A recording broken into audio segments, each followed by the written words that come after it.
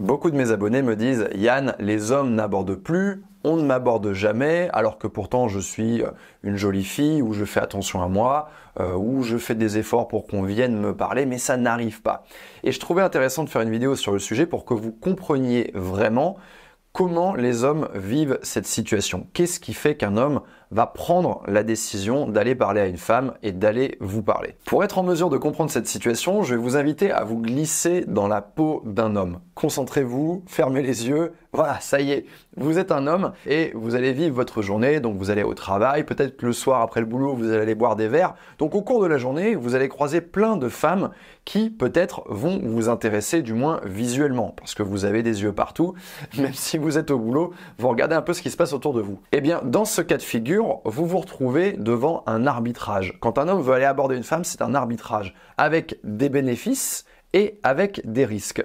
Et ce que beaucoup de mes abonnés n'arrivent pas à comprendre, c'est cette notion d'arbitrage et pourquoi du coup les hommes fuient quelque part le jeu de la séduction.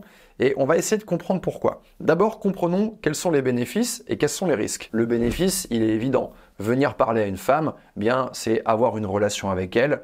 Alors, quel type de relation, ça, on verra plus tard, mais à minima, il y a cette motivation-là. Ça, c'est la colonne des bénéfices. Maintenant, regardons dans la colonne des risques, parce que là, vous allez voir que cette colonne, elle va se remplir beaucoup plus vite. Risque numéro 1, se faire ignorer. Quel homme n'a pas déjà vécu cette expérience? Il va dans un bar, il parle à une femme, elle l'a très bien vu arriver, c'est pas son type de mec, et tout simplement, elle ne va pas lui répondre, elle ne va même pas le regarder, donc elle lui met un vent parfait.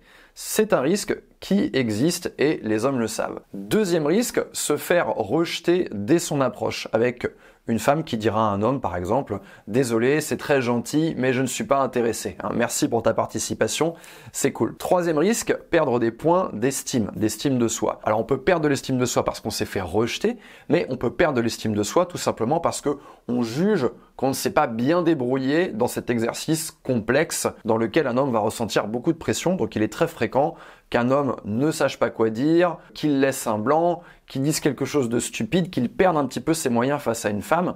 Et donc, il va s'en vouloir à lui-même et il va se trouver nul de ne pas avoir su gérer cette situation. Quatrième risque, l'impact social du regard des autres. Il est rare qu'une femme soit complètement seule, il y a toujours des gens autour, donc quand on va aller l'aborder, les gens vont nous regarder, vont nous écouter et vont nous juger. Plus on connaît ces gens, plus on va ressentir de la pression. Si c'est des collègues de bureau par exemple, et qu'un homme veut vous aborder et qu'il y a ses collègues de bureau à côté, il risque de voir ça comme un risque beaucoup plus grand parce que ses collègues le connaissent. Selon comment la situation va se passer, peut-être que ses collègues vont être amenés à le chambrer pendant les 6 mois qui suivent. Donc il y a un véritable impact, mais même quand ce sont des gens inconnus, je sais pas, des étrangers, dans les transports, dans un aéroport, dans un train, il y a quand même une pression sociale parce que le simple fait que les gens vous regardent et vous écoutent, ça fait peur. Cinquième risque, le regard des autres toujours, mais pas les gens qui sont extérieurs, mais les gens qui vous accompagnent, donc les gens qui sont avec cette femme. Si vous êtes au restaurant avec des copines ou dans un bar et qu'il y a un petit groupe autour de vous,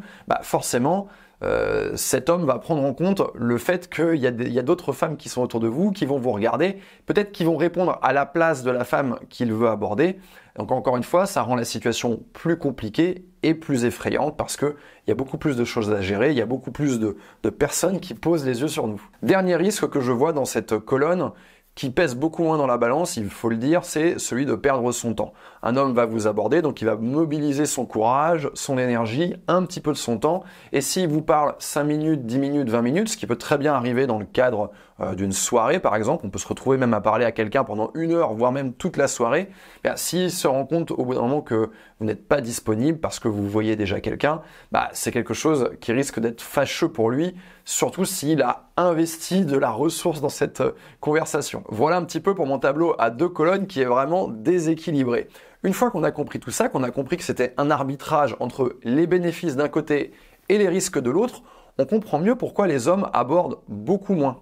Parce que finalement, les hommes n'ont pas énormément changé ces 10 dernières années. En revanche, s'il y a une chose qui a changé, c'est qu'aujourd'hui, les hommes ont des solutions alternatives au fait d'aller aborder. On a vu que le fait d'aller aborder comportait beaucoup de risques, mais aujourd'hui, on peut passer par une application de rencontre, on peut passer par un réseau social. Le bénéfice reste le même, mais la colonne des risques va énormément diminuer. Ce qui explique pourquoi les hommes vont utiliser ces nouveaux outils pour chercher à faire des rencontres parce que la situation leur paraît beaucoup plus facile et beaucoup moins porteuse de conséquences. Il y a une autre alternative qu'il me faut nommer ici dans cette vidéo, bien qu'elle ne vous vienne pas immédiatement à l'esprit, et cette alternative c'est, roulement de tambour, le porno. Et oui, le porno c'est une alternative puisque finalement quand un homme va aller aborder une femme, il y a quand même derrière une démarche qui est sexuelle. Il ne va pas aborder une femme pour avoir une relation platonique avec elle. Donc il y a cette motivation qui prend part, cette motivation de la sexualité, et le porno vient jouer sur ce même tableau en proposant non pas une relation sexuelle, bien sûr que le porno évidemment est très éloigné d'une relation sexuelle, ça n'a rien de commun, mais c'est une simulation de relation sexuelle. Quand un homme va consommer du porno et se masturber, il va aller chercher les mêmes sensations, il va aller chercher les mêmes bénéfices quelque part, et c'est quelque chose qui est suffisamment convaincant pour que beaucoup d'hommes dirigent leur temps et leur énergie vers le porno au lieu d'aller aborder des femmes dans des soirées par exemple. Ils vont rester chez eux, jouer un petit peu à la console et ensuite se mettre sur un site porno et ils vont avoir certes pas la totalité d'une expérience sexuelle, mais ils vont avoir un substitut, une simulation d'expérience sexuelle qui va être suffisamment satisfaisant pour eux et qui va leur ôter l'envie d'aller aborder. Maintenant que je vous ai exposé tout ça, vous pouvez faire plusieurs choses. D'abord, mettre un like sur cette vidéo si vous voulez l'encourager et encourager le travail de mon équipe. Vous pouvez également mettre un commentaire et la partager à une de vos amies qui pourrait se poser cette question de pourquoi les hommes n'abordent plus. Mais surtout, on peut se poser la question maintenant en tant que femme, comment je fais, moi, pour avoir un impact sur cet arbitrage bénéfice-risque? Parce que selon la façon dont vous vous comportez, vous pouvez vraiment faire pencher la balance. Je vais vous donner un premier conseil qui va être de rajouter quelque chose dans la colonne bénéfice. Parce que à la base, un homme, quand il vient vous aborder, finalement, c'est pour faire votre rencontre et sortir avec vous. Si vous êtes capable, de par la configuration, de rajouter un bénéfice, eh bien cet homme va être beaucoup plus motivé à venir vous aborder. Donc si par exemple vous êtes en train de faire quelque chose d'intéressant ou que vous portez quelque chose d'intéressant, eh bien un homme va pouvoir venir vous solliciter pour parler de cette chose-là. Par exemple, je sais pas, vous êtes en train de manger une pâtisserie qui a l'air délicieuse, un homme pourrait très bien se dire « Tiens, je vais aller parler à cette femme parce que j'ai envie de savoir où elle a acheté cette pâtisserie. » Donc c'est un bénéfice supplémentaire que vous pouvez activer en changeant votre comportement. Il y a des études qui ont été menées qui ont montré que quand une femme transportait quelque chose avec elle, que ce soit un café qu'elle a pris à emporter, que ce soit une pâtisserie, que ce soit un objet quelconque, eh bien le pourcentage de chance pour qu'elle soit abordée va augmenter. C'est dingue, mais en fait, c'est cette histoire de bénéfice supplémentaire qui explique ça, et ça donne également une raison, un prétexte à un homme pour venir vous aborder. Donc ça, c'est quelque chose de très malin que vous pouvez appliquer. Et c'est d'ailleurs la raison pour laquelle il est plus facile de faire des rencontres dans un environnement où on va avoir un contexte et un prétexte. Par exemple, s'il y a un contexte professionnel, un homme peut venir vous parler pour une raison de travail, mais ensuite voir si le courant passe bien. La deuxième stratégie que vous pouvez appliquer, c'est celle de diminuer les risques, tout simplement. Je vais prendre un des risques qu'on a vu tout à l'heure ensemble, celui du groupe qui vous entoure, qui va effrayer un homme. C'est tout con, mais au lieu de sortir avec vos 5 copines, sortez uniquement avec une copine. Et de préférence, sortez avec une de vos copines qui est déjà casée, comme ça, elle ne sera pas une menace à votre séduction. Il est clair que dans un bar, pour une même femme, si cette dernière est avec une copine ou avec un groupe de 5 copines, évidemment qu'il va préférer aller aborder le groupe de 2 personnes parce que ça va lui paraître beaucoup plus simple à gérer comme situation. Toujours dans cette question de diminuer les risques, vous pouvez également faire en sorte que ce soit facile pour un homme de venir vous aborder et donc que ça diminue la pression sociale. On a vu tout à l'heure que le regard des autres allait peser dans sa décision. Si vous êtes avec 6 copines, que vous êtes assises à table et que lui est dans le même endroit mais qu'il est debout, eh bien ça va être extrêmement ardu pour lui de venir à côté de votre table, de trouver une raison de vous parler, de s'adresser à des gens qui sont assis alors qu'on est debout.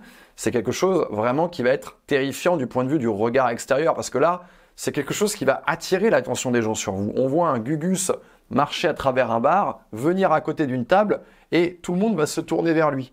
Donc il y a une espèce d'effet projecteur sur cet homme qui va être beaucoup plus évident que si il est au bar et que vous êtes à côté de lui au bar et qu'il peut simplement vous parler sans avoir à se déplacer. Donc c'est des petites choses auxquelles il faut penser parce que J'ai beaucoup de mes abonnés ou de mes clientes qui me disent « Mais oui Yann, je suis sorti 3 fois cette semaine. » Et quand je leur demande dans quel contexte elles sont sorties, eh bien, il n'y a pas un seul des contextes qui est favorable au fait de se faire aborder. Voilà, j'irai pas plus loin dans cette vidéo parce que c'est un sujet dont j'ai envie de continuer de parler prochainement dans une autre vidéo. Donc pour ne pas la rater, abonnez-vous à ma chaîne en cliquant sur le gros bouton juste en dessous. Et si vous avez un peu de temps, n'hésitez pas à regarder dans la description de la vidéo et à cliquer sur le lien parce que j'ai une vidéo gratuite à vous proposer qui n'est pas sur ma chaîne YouTube et qui va énormément vous intéresser. C'était Yann et je vous dis à la semaine prochaine.